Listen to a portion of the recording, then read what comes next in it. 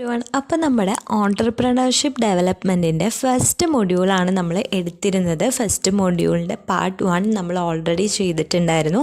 അപ്പോൾ അത് കാണാത്തവരുണ്ടെങ്കിൽ കണ്ട് നോക്കണം. അതിൻ്റെ ബാക്കി പോർഷൻസാണ് നമ്മൾ എടുക്കാനായിട്ട് പോണത്.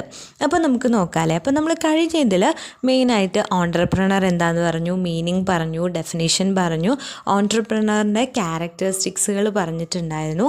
പിന്നെ 3 വേർഡ്സിൻ്റെ ക്രിയേറ്റിവിറ്റി, ഇന്നോവേഷൻ, ഇൻവെൻഷൻ 3 വേർഡ്സിൻ്റെയും ഡിഫറൻസുകൾ എന്താണെന്ന് പറഞ്ഞിട്ടുണ്ടായിരുന്നു. അതുപോലെ തന്നെ ഓൺട്രപ്രണറും മാനേജറും തമ്മിലുള്ള ഡിഫറൻസ്, ഇങ്ങനെയുള്ള കാര്യങ്ങളൊക്കെയാണ് ഡിസ്കസ് ചെയ്തിട്ടുണ്ടായിരുന്നത്. അപ്പോൾ കഴിഞ്ഞ ഇതിൽ തന്നെ എന്താണ് ഓൺട്രപ്രണറെന്നും എന്താണ് ഓൺട്രപ്രണർഷിപ്പ് എന്നും നിങ്ങൾക്ക് മനസ്സിലായി എന്ന് വിചാരിക്കുന്നു. ഇനി നമ്മൾ ഇന്ന് നോക്കാനായിട്ട് പോണത് എന്താണ്? ആദ്യത്തെ ടോപ്പിക് എന്ന് പറയുന്നത് risk involve in with entrepreneurship. നമുക്കറിയാം, നമ്മൾ ക്യാരക്ടറിസ്റ്റിക്സ് പറഞ്ഞപ്പോൾ തന്നെ അല്ലെങ്കിൽ സ്റ്റാർട്ടിങ് തൊട്ട് തന്നെ പറയുന്നുണ്ടായിരുന്നു, ആ ഒരു റിസ്ക് അണ്ടർടേക്ക് ചെയ്യുന്ന ഒരാളെയാണ് നമ്മൾ ഓൺട്രപ്രണർ എന്ന് വിളിക്കുക. അല്ലെങ്കിൽ ഓൺട്രപ്രണർഷിപ്പിലെ മെയിൻ ആയിട്ടുള്ള ഒരു പ്രോബ്ലം എന്ന് പറയുന്നത് റിസ്ക് എലമെൻറ്റ്സ് കൂടുതലാണെന്നുള്ളതാണ്. അപ്പോൾ എന്തൊക്കെ റിസ്ക്കുകളാണ് ഓൺട്രപ്രണർഷിപ്പിൽ ഇൻവോൾവ് ചെയ്തിരിക്കുന്നത്? 4 റിസ്ക്കുകളാണ് മെയിനായിട്ടുള്ളത്. ഫസ്റ്റ് വൺ എന്ന് പറയുന്നത് financial risk, personal risk, career risk, psychological risk. അപ്പോൾ ഫിനാൻഷ്യൽ റിസ്ക്, ഇൻവെസ്റ്റ്മെൻറ്റ് എന്ന് പറഞ്ഞു കഴിഞ്ഞാൽ നമുക്കറിയാം, മറ്റൊരു ഏതെങ്കിലും ബിസിനസ്സോ അല്ലെങ്കിൽ പാർട്ട്ണർഷിപ്പോ ഒക്കെ ആണെന്നുണ്ടെങ്കിൽ ഒന്നിൽ കൂടുതൽ ആൾക്കാർ അവിടെ ഉണ്ട്. അതുകൊണ്ട് തന്നെ ഇൻവെസ്റ്റ്മെൻ്റ് ആണെന്നുണ്ടെങ്കിലും അതുപോലെ തന്നെ ഫിനാൻഷ്യൽ കാര്യങ്ങളാണെന്നുണ്ടെങ്കിലും അവർ ഷെയർ ചെയ്തിട്ടാണ് ചെയ്യുന്നുണ്ടാവുക.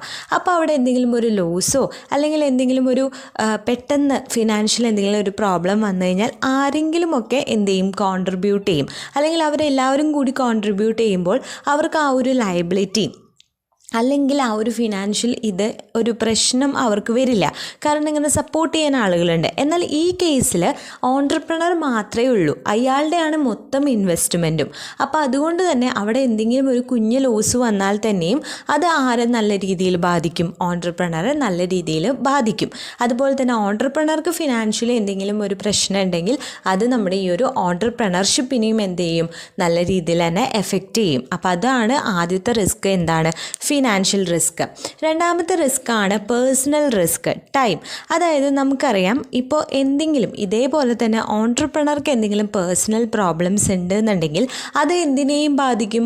ഓൺട്രപ്രണർഷിപ്പിനെയും ബാധിക്കും. ഇല്ലേ? ബാധിക്കാതിരിക്കുമോ? ബാധിക്കാതിരിക്കില്ല. കാരണം ഓൺട്രപ്രണറിനെ ഡിപ്പെൻഡ് ചെയ്തിട്ടാണ് എന്ത് നിൽക്കുന്നത്?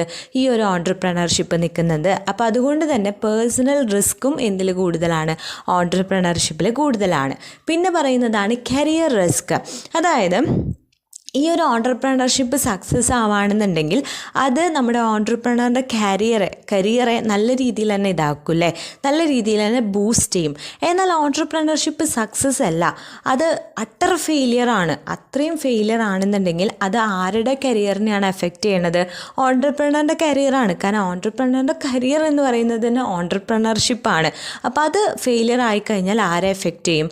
നമ്മുടെ ഓൺട്രപ്രണറിൻ്റെ കരിയറെ എഫക്റ്റ് ചെയ്യുന്നതാണ് പറയണത്. പിന്നത്തെ ഒരു ഫാക്ടറാണ് സൈക്കോളജിക്കൽ റിസ്ക്. അതായത് ഓൺട്രപ്രണറിൻ്റെ ഓൺട്രപ്രണർ നമ്മളെപ്പോലെ തന്നെ ഒരു മനുഷ്യനാണല്ലേ. അപ്പോൾ അയാൾക്ക് ഒരുപാട് ഫീലിങ്സും ഇമോഷൻസും ടെൻഷൻസും എല്ലാ രീതിയിലുള്ള കാര്യങ്ങളും ഉണ്ടായിരിക്കും.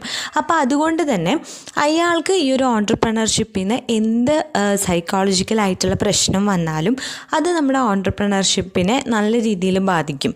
ഇപ്പോൾ അയാൾക്ക് എന്തെങ്കിലും, അയാൾ ഭയങ്കരമായിട്ട് ഡൗൺ ആയിപ്പോയി, അയാൾക്ക് എന്താ പറയുക, കുറച്ച് ഒന്ന് ഓൺട്രപ്രണർഷിപ്പിൽ ഫെയിലിയർ വന്നപ്പോൾ തന്നെ അയാൾ ഭയങ്കരമായിട്ട് ഡൗൺ ആയിപ്പോയി. അപ്പോൾ അയാളെ സപ്പോർട്ട് ചെയ്യാനായിട്ട് ആരുമില്ല. ഇപ്പോൾ ഒരു പാർട്ട്ണർഷിപ്പൊക്കെ ആണെന്നുണ്ടെങ്കിൽ ഒരു പാർട്ട്ണർക്ക് സൈക്കോളജിക്കലി എന്തെങ്കിലും ഒരു ഫെയിലിയർ വരിക അല്ലെങ്കിൽ എന്തെങ്കിലും ഒരു ഇമോഷൻ വരികയാണെന്നുണ്ടെങ്കിൽ മറ്റേ പാർട്ട്ണർക്ക് എന്ത് ചെയ്യാം? അത് കൺട്രോൾ ചെയ്ത് അയാളെ സപ്പോർട്ട് ചെയ്ത് അല്ലെങ്കിൽ ആ പാർട്ട്ണർഷിപ്പ് മുന്നോട്ട് കൊണ്ടുപോകാനായിട്ട് പറ്റും. പക്ഷേ ഇവിടെ ഓൺട്രപ്രണർ ഡൗൺ ആയിപ്പോയി, അയാൾക്ക് ഒന്നും ചെയ്യാൻ പിന്നെ പറ്റുന്നില്ല എന്നുണ്ടെങ്കിൽ ഓൺട്രപ്രണർഷിപ്പിനെയും അത് എഫക്റ്റ് ചെയ്യില്ലേ?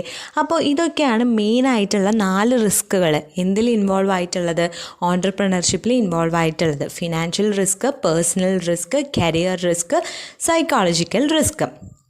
അടുത്തതാണ് ബാരിയേഴ്സ് ഓഫ് ഓൺട്രപ്രണർഷിപ്പ്. ബാരിയേഴ്സ് എന്ന് പറഞ്ഞു കഴിഞ്ഞാൽ തടസ്സങ്ങൾ. ഏതൊരു ബിസിനസ്സിന് അല്ലെങ്കിൽ ഏതൊരു എൻ്റർപ്രൈസിന് അല്ലെങ്കിൽ എന്തൊരു കാര്യത്തിനാണെങ്കിലും അവിടെ എന്തൊക്കെ ഉണ്ടാവും? ഒരുപാട് തടസ്സങ്ങളുണ്ടാവും. അതുപോലെ തന്നെ ഓൺട്രപ്രണർഷിപ്പിലും ഒരുപാട് ബാരിയേഴ്സ് ഉണ്ട്, തടസ്സങ്ങളുണ്ട്. അത് ഏതൊക്കെയാണ്? Environmental barriers, personal barriers, social barriers. 3 തരം ബാരിയേഴ്സാണ് ഓൺട്രപ്രണർഷിപ്പിലുള്ളത്. ഏതൊക്കെയാണ്? Environmental barriers, personal barriers, social barriers. Environmental barriers എന്തൊക്കെയാണ്? Non availability of raw materials ഉണ്ടെങ്കിലാണ് നമുക്കൊരു പ്രൊഡക്റ്റിനെ എന്ത് ചെയ്യാനായിട്ട് പറ്റുള്ളൂ? പ്രൊഡ്യൂസ് ചെയ്യാനായിട്ട് പറ്റുള്ളൂ. അപ്പോൾ ആ ഒരു റോ മെറ്റീരിയൽസിൽ എന്തുണ്ടാവാം? അവൈലബിലിറ്റി കുറവുണ്ടാവും. ചിലപ്പോൾ നമ്മൾ സെലക്ട് ചെയ്ത ആ പ്രൊഡക്റ്റിന് വേണ്ട റോ മെറ്റീരിയൽസ് അത്രയധികം എന്തായിരിക്കില്ല? അവൈലബിൾ ആയിരിക്കില്ല.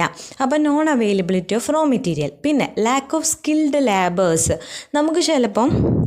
നമുക്ക് ആവശ്യമുള്ള ഒരുപാട് ആളുകൾ ലേബേഴ്സ് ഉണ്ടായിരിക്കാം, എന്നാൽ നമുക്ക് ചില സ്പെസിഫിക് ആയിട്ട് ഇന്ന സ്കില്ലുകളുള്ള ലേബേഴ്സിന് ആവശ്യമുണ്ടാവും. അപ്പോൾ അങ്ങനെയുള്ള ലേബേഴ്സിനെ കിട്ടാനുള്ള ബുദ്ധിമുട്ട് ഉണ്ടായേക്കാം. Lack of good machinery. നല്ല മെഷീനറീസ് ഉണ്ടെങ്കിലാണ് നമ്മുടെ വർക്ക് പെട്ടെന്ന് ഫിനിഷ് ചെയ്യാനായിട്ട് പറ്റുള്ളൂ. അപ്പോൾ അതുകൊണ്ട് തന്നെ മെഷീനറീസിൻ്റെ കുറവ് എഫക്റ്റ് ചെയ്യാം. ലാക്ക് ഓഫ് ഇൻഫ്രാസ്ട്രക്ചർ എന്ന് പറഞ്ഞാൽ നമുക്ക് ആവശ്യമായിട്ടുള്ള ബേസിക് ഫെസിലിറ്റീസ്, ഇപ്പോൾ വെള്ളമോ അല്ലെങ്കിൽ ഇലക്ട്രിസിറ്റി അങ്ങനെയുള്ള കാര്യങ്ങൾക്കൊക്കെ ചിലപ്പോൾ നമ്മൾ ഓൺട്രപ്രണർഷിപ്പ് തുടങ്ങി നമ്മുടെ ഫാക്ടറി എന്ന് പറയുന്നത് ഭയങ്കര ഉള്ളിലേക്കായിട്ടായിരിക്കാം. അവിടെ മതിയായിട്ടുള്ള വെള്ളം കിട്ടാനുള്ള സൗകര്യം അല്ലെങ്കിൽ ഇലക്ട്രിസിറ്റി അവൈലബിലിറ്റി ഒക്കെ വളരെ കുറവായിരിക്കാം. അപ്പോൾ അതൊക്കെ എന്തിനെ എഫക്റ്റ് ചെയ്യാം? നമ്മുടെ ഓൺട്രപ്രണർഷിപ്പിനെ നല്ല രീതിയിൽ തന്നെ എഫക്റ്റ് ചെയ്യുന്ന കാര്യമാണ്. Lack of fund. നമ്മൾ നേരത്തെ പറഞ്ഞ പോലെ ഓൺട്രപ്രണർ മാത്രമാണ് ഇൻവെസ്റ്റ് ചെയ്യാനായിട്ടുള്ളൂ. അപ്പോൾ ഫണ്ടിൻ്റെ ഇഷ്യൂസ് ഒരുപാട് ചിലപ്പോൾ ഉണ്ടായെന്ന് വരാം. പിന്നത്തെ ബാരിയർ എന്ന് പറയുന്നത് പേഴ്സണൽ ബാരിയേഴ്സ് എന്തൊക്കെയായിരിക്കും? Unwillingness to invest money. അതായത് ഓൺട്രപ്രണർ വലിയ കാര്യത്തിൽ ഓൺട്രപ്രണർഷിപ്പൊക്കെ തുടങ്ങി, പക്ഷേ അയാൾക്ക് ഇപ്പോൾ എന്തെങ്കിലും മെറ്റീരിയൽസ് വാങ്ങാനോ അല്ലെങ്കിൽ ലേബേഴ്സിന് സാലറി കൊടുക്കാനോ ഇങ്ങനെയുള്ള കാര്യത്തിനൊക്കെ ഭയങ്കര മടിയാണ്. ഈ ഓൺട്രപ്രണർ ഒരു ഭയങ്കര പിശുക്കനാണെന്ന് വിചാരിക്കുക. അപ്പോൾ എന്തുണ്ടാവും? സ്വാഭാവികമായിട്ടും അയാൾക്ക് ഇങ്ങനത്തെ കാര്യങ്ങളിൽ പൈസ ഇറക്കാൻ ഭയങ്കര ബുദ്ധിമുട്ടായിരിക്കും. പിന്നെ cheap products, cheap raw materials വാങ്ങാം. അപ്പോൾ അങ്ങനെയുള്ള പ്രശ്നങ്ങൾ. Unwillingness to invest money. Lack of confidence. അയാൾക്ക് എന്തുണ്ടാവില്ല? വലിയ കാര്യത്തിൽ ഓൺട്രപ്രണർഷിപ്പ് തുടങ്ങി, പക്ഷേ അത് മുന്നോട്ട് കൊണ്ടുപോകാനുള്ള ആ ഒരു കോൺഫിഡൻസ് അയാൾക്ക് ഉണ്ടായെന്ന് വരില്ല. Lack of motivation. നേരത്തെ പറഞ്ഞ പോലെ തന്നെ അയാളെ സപ്പോർട്ട് ചെയ്യാനോ അല്ലെങ്കിൽ അയാളെ മോട്ടിവേറ്റ് ചെയ്യാനോ മറ്റൊരു പേഴ്സൺ ഇല്ലാത്തത് കൊണ്ട് തന്നെ സ്റ്റാർട്ട് ചെയ്തപ്പോൾ ഉണ്ടായിരുന്ന മോട്ടിവേഷൻ ചിലപ്പോൾ പകുതി വഴിയിൽ വെച്ചിട്ട് എന്തായി പോവാം? ഇല്ലാതായിട്ട് പോവാം. Lack of patience. ഒരു എന്ത് തന്നെയാണെങ്കിലും, ഇപ്പോൾ നമ്മൾ പഠിക്കുന്ന കാര്യമാണെങ്കിൽ പോലും, അല്ലെങ്കിൽ നമ്മളിപ്പോൾ ഒരു എക്സാമിന് പ്രിപ്പയർ ചെയ്യാണ്, അല്ലെങ്കിൽ നമുക്ക് നല്ലൊരു ഡിഗ്രി കയ്യിൽ വേണം, പക്ഷെ നമുക്ക് അതിനുള്ള ക്ഷമയില്ല. നമുക്കെല്ലാം പെട്ടെന്ന് നടക്കണം. ചിലപ്പോൾ അങ്ങനെ ഉണ്ടായെന്ന് വരില്ല. ചിലപ്പോൾ നമ്മൾ ടൈം എടുത്ത് നമ്മൾ കുറച്ച് ക്ഷമ കാണിച്ചാൽ മാത്രമേ നമുക്ക് അതിൻ്റെ റിസൾട്ട് കിട്ടുള്ളൂ ആയിരിക്കും. അപ്പോൾ ഇവിടെ അയാൾക്കൊരു ക്ഷമയില്ല. ആ ഒരു ബിസിനസ് സക്സസ്സിൽ എത്തിക്കാനുള്ളൊരു ക്ഷമയില്ല എന്നുണ്ടെങ്കിൽ എന്തെങ്കിലും കാര്യമുണ്ടോ? ഇല്ല. അപ്പോൾ ലാക്ക് ഓഫ് പേഷ്യൻസ്. പിന്നെ ഇൻഎബിലിറ്റി ടു ഡ്രീം. അതെന്താണെന്ന് വെച്ച് കഴിഞ്ഞാൽ നമുക്ക് സ്വപ്നം കാണാനുള്ളൊരു എബിലിറ്റി ഇല്ലാണ്ടിരിക്കുക. നമുക്ക് എങ്ങനെയെങ്കിലുമൊക്കെ പോയാൽ മതി. അല്ലാതെ ഇപ്പോൾ അയാൾക്ക് തോന്നുകയാണ് ഇങ്ങനെ പോയാൽ മതി, അല്ലാതെ എൻ്റെ ബിസിനസ്സിനൊരു കയറ്റോ അല്ലെങ്കിൽ ഒരു ഇറക്കമോ ഒന്നും വേണ്ട, ഇങ്ങനെ സ്റ്റേബിളായിട്ട് പൊക്കോണ്ടിരിക്കുക, എനിക്ക് കുറച്ചുകൂടി വളരണം, അങ്ങനെയുള്ള ആഗ്രഹമൊന്നും ഇല്ലാതിരിക്കുക. ഒരു ഓൺട്രപ്രണർക്ക് വേണ്ടത് എന്താണ്? എപ്പോഴും ഡിഫറെൻ്റ് ആയിട്ട് അയാൾ തിങ്ക് ചെയ്യണം, എപ്പോഴും കുറച്ചുകൂടി മുന്നോട്ട് പോകാനായിട്ട് ശ്രമിക്കണം, ഇന്നോവേറ്റീവായിട്ട് ഓരോന്ന് കണ്ടുപിടിച്ച് മുന്നോട്ട് പോകാനായിട്ട് ശ്രമിക്കണം. അല്ലാതെ അയാൾ നിൽക്കുന്ന സ്ഥലത്ത് തന്നെ അയാൾ നിന്നുകൊണ്ട് എന്തെങ്കിലും കാര്യമുണ്ടോ? ഇല്ല. അപ്പോൾ ഇൻഎബിലിറ്റി ടു ഡ്രീം. അടുത്തതാണ് സോഷ്യൽ ബാരിയേഴ്സ് എല്ലായിടത്തും ഉണ്ട്. സോഷ്യൽ ബാരിയേഴ്സ് എന്ന് പറഞ്ഞാൽ എന്താ? Low status. എന്താണ്? ആളുകളെ നമ്മൾ പലതിൻ്റെ പേരിലും, കാസ്റ്റിൻ്റെ പേരിലും, സെക്സിൻ്റെ പേരിലും, അതുപോലെ തന്നെ ഓരോ കാര്യങ്ങൾക്ക് എന്താക്കുക, ലോ സ്റ്റാറ്റസ്, ഹൈ സ്റ്റാറ്റസ് എന്നുള്ള ആ ഒരു കാറ്റഗറി തിരിക്കലുണ്ട്. പിന്നെ custom and tradition of people. പിന്നെ ചില ആളുകൾക്ക് ഓരോ വിശ്വാസങ്ങളുണ്ടാവും, അല്ലെങ്കിൽ ഒരു ഇങ്ങനെ ചെയ്യണം, ഇങ്ങനെ ചെയ്തേ പറ്റൂ, അതാണ് ശരി എന്ന് കണ്ടുവച്ചിട്ടുള്ള ആൾക്കാരുണ്ടാവും. അപ്പോൾ അത് നമ്മളൊരാൾ ഓൺട്രപ്രണേഴ്സ് ഇപ്പോൾ എന്തെങ്കിലും ഒരു കാര്യത്തിൽ എന്ത് ചെയ്യാണ്, അതൊന്ന് മാറ്റി പിടിച്ച് നോക്കുകയാണെന്നുണ്ടെങ്കിൽ, ആ ട്രഡീഷൻ ഒന്ന് മാറ്റി പിടിച്ച് നോക്കുകയാണെന്നുണ്ടെങ്കിൽ ചില ആളുകൾക്ക് എന്ത് ചെയ്യില്ല, അത് ദഹിക്കില്ല. ഇപ്പോൾ ചിലപ്പോൾ മതവിശ്വാസത്തിൻ്റെ പേരിൽ, അല്ലെങ്കിൽ ചിലപ്പോൾ ഇപ്പോൾ പാർട്ടി ബേസിസിൻ്റെ പേരിലൊക്കെ ഓരോ പ്രശ്നങ്ങൾ, ഓരോ കമ്പനികളിലൊക്കെ ഇന്നത് പറഞ്ഞു എന്ന് പറഞ്ഞിട്ട് ഓരോ പ്രശ്നങ്ങളുണ്ടായി കണ്ടിട്ടില്ലേ? അതൊക്കെയാണ് ഈ സോഷ്യൽ ബാരിയേഴ്സ്. അത് ഓൺട്രപ്രണർഷിപ്പിൽ മാത്രമല്ല എല്ലാ ഇൻഡസ്ട്രിയിലുമുള്ളൊരു പ്രോബ്ലമാണ്, അല്ലെങ്കിൽ ഒരു ബാരിയറാണ് ഈ ഒരു സോഷ്യൽ ബാരിയർ എന്ന് പറയുന്നത്. അപ്പോൾ ഇത്രയൊക്കെയാണ് എന്ത് ബാരിയേഴ്സ്, തടസ്സങ്ങൾ, ഒരു ഓൺട്രപ്രണർഷിപ്പിനുള്ള തടസ്സങ്ങളാണ് നമ്മൾ ഈ പറഞ്ഞ ഫാക്ടേഴ്സ് എല്ലാം തന്നെ. അടുത്തത് ഫാക്ടേഴ്സ് അഫക്റ്റിംഗ് ഓൺട്രപ്രണർഷിപ്പ്. നമ്മൾ നേരത്തെ പറഞ്ഞത് റിസ്ക്, ഓൺട്രപ്രണർഷിപ്പിലുള്ള റിസ്ക് പറഞ്ഞു, പിന്നെ അതുപോലെ തന്നെ ബാരിയേഴ്സ്, തടസ്സങ്ങൾ പറഞ്ഞു. ഇനി എന്തൊക്കെ ഫാക്ടേഴ്സാണ് നമ്മുടെ ഒരു ഓൺട്രപ്രണർഷിപ്പിനെ എഫക്റ്റ് ചെയ്യണതെന്നാണ് പറയാനായിട്ട് പോണത്. എന്തൊക്കെയാണ്? Psychological factors, cultural factors, social factors, economic factors, personality factors. നമ്മൾ നേരത്തെ പറഞ്ഞ ബാരിയേഴ്സിൻ്റെ തന്നെയാണ് ഫാക്ടേഴ്സ് ചോദിച്ചാൽ നിങ്ങൾ എഴുതേണ്ടത്. നമ്മൾ ആ റിസ്ക്കും ബാരിയേഴ്സും പറഞ്ഞില്ലേ, അത് മിക്സ് ചെയ്തിട്ട് തന്നെയാണ് നമ്മൾ ഈ ഫാക്ടേഴ്സും എഴുതേണ്ടത്. ഏതൊക്കെ ഫാക്ടറുകളാണ്? Psychological factors. സൈക്കോളജിക്കൽ ഫാക്ടേഴ്സ് എന്ന് പറഞ്ഞാൽ എന്തൊക്കെയാണ്? Need for achievement, expectation, recognisation, need for authority. ഈ പറഞ്ഞ കാര്യങ്ങളൊക്കെ ആർക്കുണ്ടാവും? ഓൺട്രപ്രണർക്ക് ഉണ്ടാവും. അതായത് അയാളെ എല്ലാവരും അക്സെപ്റ്റ് ചെയ്യണം, അയാൾക്ക് എപ്പോഴും അച്ചീവ് ചെയ്തുകൊണ്ടിരിക്കണം, അയാളെപ്പോഴും റെക്കഗ്നൈസ് ചെയ്തുകൊണ്ടിരിക്കണം. ഇങ്ങനത്തെ പ്രശ്നങ്ങളൊക്കെ ചിലപ്പോൾ എന്തിൽ വരാം? ഓൺട്രപ്രണർഷിപ്പിൽ വരാം. Cultural factors, culture, religious belief, spirit of capitalism. നേരത്തെ പറഞ്ഞ പോലെ തന്നെ കൾച്ചറൽ രീതിയിൽ പോകണം, അല്ലെങ്കിൽ കുറച്ച് റിലീജിയസ് ആയിട്ട് മതപരമായിട്ടുള്ള വിശ്വാസങ്ങൾ ഉണ്ടാവാം. സോഷ്യൽ ഫാക്ടേഴ്സ് എന്ന് പറഞ്ഞാൽ ഈ പറഞ്ഞ പോലെ തന്നെ caste system, occupation, education, social സ്റ്റാറ്റസും, അങ്ങനെ ആയിട്ടുള്ള ഫാക്ടേഴ്സ് നമ്മളെ എഫക്റ്റ് ചെയ്യും ഓൺട്രപ്രണർഷിപ്പിനെ. എക്കണോമിക് ഫാക്ടേഴ്സ് നമ്മൾ പറഞ്ഞു, infrastructural facilities, financial resources, availability of raw material. പിന്നെ personality factors, personality, independence, compulsion. അപ്പോൾ ഇതൊക്കെ ഈ ഒരു ഫാക്ടേഴ്സും ബാരിയേഴ്സും റിസ്ക് ഇൻവോൾവ്ഡും ഒക്കെ ഏകദേശം എന്താണ്? സെയിം ആണ് കേട്ടോ. അപ്പോൾ അതാണ് അത്രയും കാര്യങ്ങൾ കേട്ടോ. ഇനി നമുക്ക് നോക്കാനായിട്ടുള്ളത് എന്ന് പറയണത്, നമ്മുടെ ഒരു ഓൺട്രപ്രണർ, നല്ലൊരു ഓൺട്രപ്രണർക്ക് കുറച്ച് ക്വാളിറ്റീസ് വേണമല്ലേ? Qualities of a successful entrepreneur. നല്ലൊരു ഓൺട്രപ്രണർക്ക് വേണ്ട ക്വാളിറ്റികൾ എന്തൊക്കെയാണെന്നാണ് പറയാനായിട്ട് പോണേ. എന്തൊക്കെയാണ്?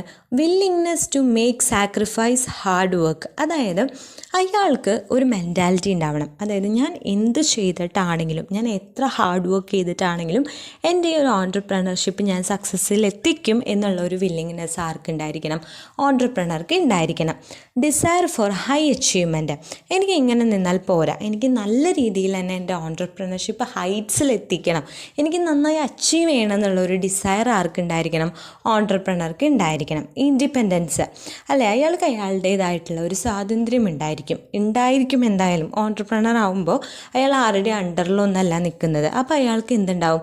നല്ല രീതിയിൽ തന്നെ ഒരു ഇൻഡിപെൻഡൻസ് ഉണ്ടായിരിക്കും. സെൽഫ് കോൺഫിഡൻസ്, അതാണ് ഏറ്റവും ഇമ്പോർട്ടൻ്റ് എലമെൻറ്റ്.